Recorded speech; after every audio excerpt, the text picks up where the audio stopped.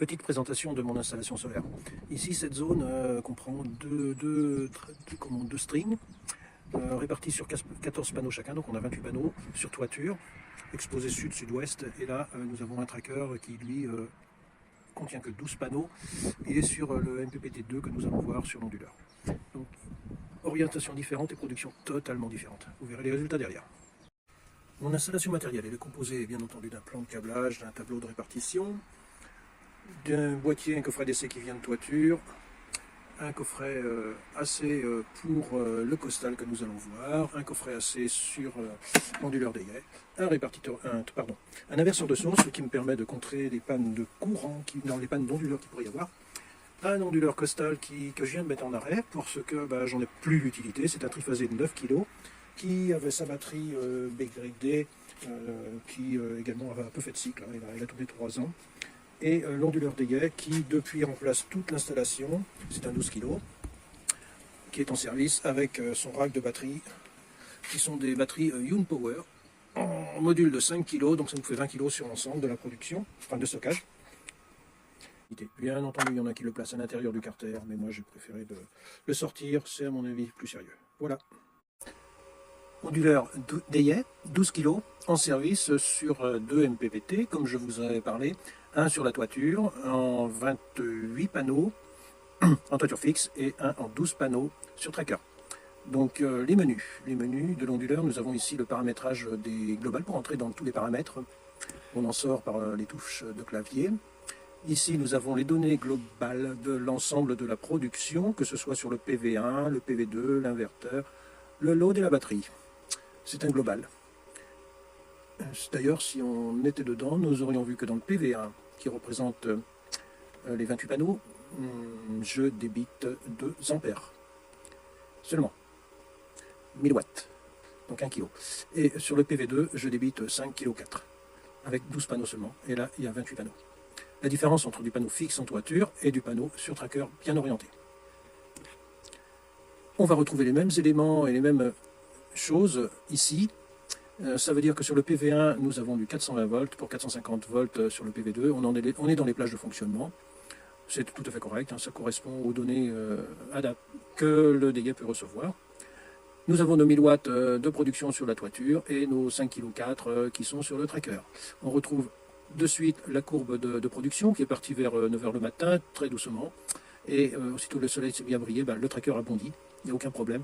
Et la couverture est venue l'épauler. Ça va monter un petit peu en production. Et là, aujourd'hui, donc l'onduleur est capable de recevoir 15 kg sur un 12. Vous voyez, c'est un 12 kg. Il est capable de recevoir en production solaire 15 kg. Et là, je suis à 6,5. Donc on est loin du ratio, on n'est pas plein pot. Bien entendu, sur le réseau, nous n'avons pas de consommation. La consommation ici, 3,7 kg, c'est la pompe à chaleur qui est à tourner. Oui, je vérifie, c'est bien cela. La pompe à chaleur tourne, donc ça c'est ma consommation sur les triphasés. Donc j'ai 1 kg, c'est à peu près bien réparti d'ailleurs. J'ai 1 kg 100, 1 kg 3 et 1 kg 100. L'énergie que nous avons bouffée dans la nuit. Ici j'avais petit chauffe-eau, plus pompe à chaleur, un coup pompe à chaleur, un coup pompe à chaleur, un coup pompe à chaleur. Oui, il fait froid actuellement là. Le soleil brille, mais il fait froid. Et donc la batterie par elle-même, ça nous permet de vérifier sa liaison et sa charge. Donc aujourd'hui elle est à 43%, dans 1 heure et demie elle sera pleine à peu près. Elle se charge à 2,3 kg. Sa température monte un petit peu. Et la liaison BMS, on ne peut pas voir plus que ça puisque nous sommes en BMS 00, donc sur l'interface dite Pilontech. Et sur le CAN bus. Non, le CAN bus ne peut pas nous donner plus d'éléments que ça, donc on n'a pas accès aux cellules. Pour accès aux cellules, il faut passer par le logiciel PC.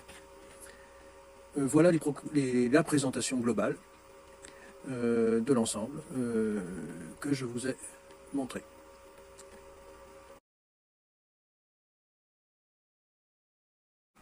Les éléments sont bien entendu câblés en parallèle avec les câbles qui sont livrés d'origine, tous de la même longueur, c'est bien entendu. Ils sont chaînés par le RS485 sur les BMS. Là, c'est de la batterie primaire qui repart en CAN bus, en liaison sur le d'ayet, bien entendu. En répartition de puissance, nous avons nos 4 câbles d'alimentation de chaque batterie qui viennent sur un barbus, qui ici est en cuivre, tout simplement, une barrette cuivre, sur le plus, sur le moins. Nous sommes en 25 carrés, là on est en 75 carrés, avec un fusible de protection 200 ampères qui correspond à la puissance que je peux absorber et produire. On repasse sur un interrupteur, un sectionneur général, on ressort en 75 carrés et on rentre dans l'onduleur.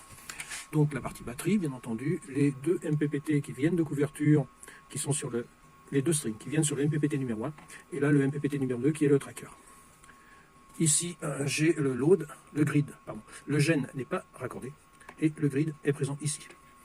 Ici, ça c'est la liaison data, données, et là, je me retrouve avec les arrivées des CT, pour le contrôler le courant qui viennent du tableau. Voilà, nous nous retrouvons, il est 13h13, et la production donne bien.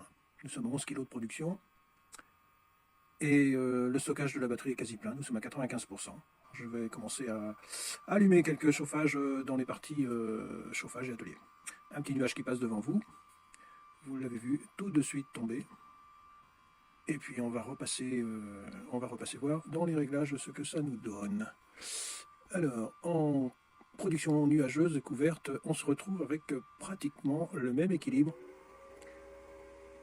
sur les panneaux solaires de toiture, sur les panneaux du tracker. Voilà, le nuage vient de passer et la production va monter. Là, c'est assez rapide. Hein. Les MPPT travaillent très très bien. Vraiment, c'est super. Là, je monte à 6 kg sur le tracker et on est à 5,5 sur la couverture. Donc là, 12 panneaux, on est à 6 kg. Et là, les 12 panneaux bien ensoleillés, et les 10, 14 et 14, 28 panneaux, on est en dessous. On est toujours en dessous. Donc là, j'ai vraiment des nuages qui couvrent et qui montent et qui descendent. Vous les avez en temps réel. La courbe de production toujours présente. Elle grimpe toujours, elle grimpe toujours. Voilà. C'est la production temps réel, avec les zones ensoleillées ou pas. Et l'ensoleillement sur la toiture est correct.